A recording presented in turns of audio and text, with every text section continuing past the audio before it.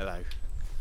As we enter a second lockdown, some of you will probably be feeling quite trapped and shut in an environment that they don't want to be in, while some others will be feeling excluded and locked out of a situation that they want to be and excluded from people that they want to see.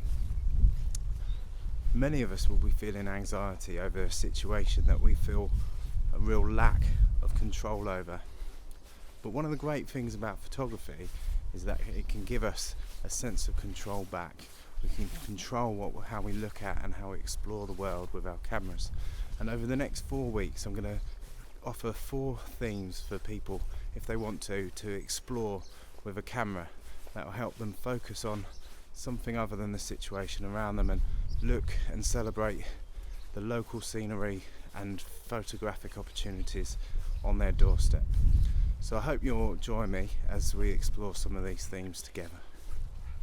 Don't know about you, but when I think of November, I tend to think of the nights drawing in and colder, darker days. I build up to Christmas, where you might hanker down in front of a fire or a box set, and well, I don't know how many box sets, whether you got any left after the first lockdown, but I've just taken a 400 metre walk from our doorstep to a local nature reserve next to a railway line, and what amazes me is how much colour we still have right here. There's still lots, as you can see behind me, there's lots of leaves on the tree still, and the leaves that have recently fallen are still retaining their bright, bold colours on the ground as well. So for our first week of lockdown, the first theme I think would be great for us to explore is the theme of colour. Focusing on colour as we're out looking and trying to find it and photograph it is really going to help brighten our days and really lift our spirits as the realities of our second lockdown kicks in. And it's not just while we're out here exploring, looking for colour. When we look back over the photographs on our phone, on the computers afterwards, it's going to relive those memories and lift our spirits again. So for this first week, looking at colour is going to be a great theme for us to explore.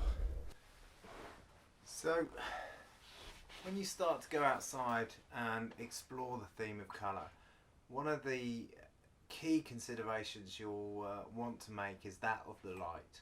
And on a day like today, when we've got nice blue sky and strong light, it can be really good for brightening up the colours and separating these colours from the background. So think about what the background, sometimes it's great to get these, whether it's berries on a tree or leaves, to get a nice dark shadowy background to them, just so they really jump out and stand out for you.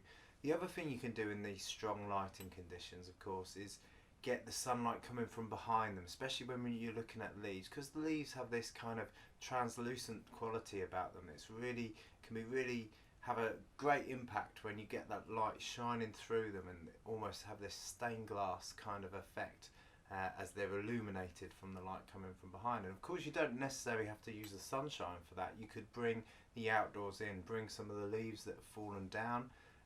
You could light them from using a lamp from behind, doing it that way, or put them up against the window and photograph them indoors and have a great deal of fun doing it that way as well.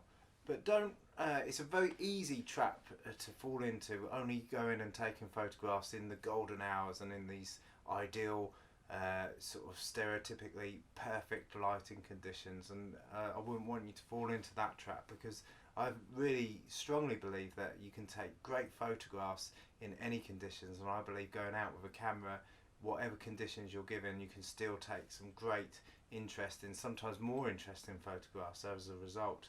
And if you follow the Landscape Photographer Awards this year, you would have noticed that the overall winner was a photograph that didn't necessarily celebrate this strong sculptural golden hour light. It was much more subtle than that. It was this soft grey light of a woodland scene and celebrated the delicacy of the colours, and it almost muted in its final effect. And those kind of photographs can work just as effectively because they're different, you know. And in this in November is a great time for fogs and mists and cloudy weather, and you can kind of get you can use that lighting to celebrate the real subtlety and the delicacy of the colours around us and surrounding us. So don't be tempted to only go out on those bright sunny days. And I think, you know, also the other thing is it's not to limit it to the daytime. So, you know, the nights are drawing in earlier and earlier, the lights are going on. And, you know, if you feel safe going out after dark with a camera, go and explore some of this artificial lighting around your towns and cities, and capture the colours that are there as well, and capture how they illuminate the natural world also. And with November the 5th coming up, you've got fireworks. That's another great, if you're having fireworks in your back garden, or there's a local viewpoint to you where you can see other people's fireworks going off. That's a great opportunity to explore colour as well. I think, however you decide to explore the theme of colour, I think the photos that you're more likely to be most happy with are the photos that pick up on something that you haven't noticed before. So it could be a patch of colour that you wouldn't ordinarily walk past without paying much attention to it. It could be anything really. It could just be you know, it could just be a colour that's caught your attention on the house, and you know, it could be a bit of graffiti, whatever it is that captures your attention.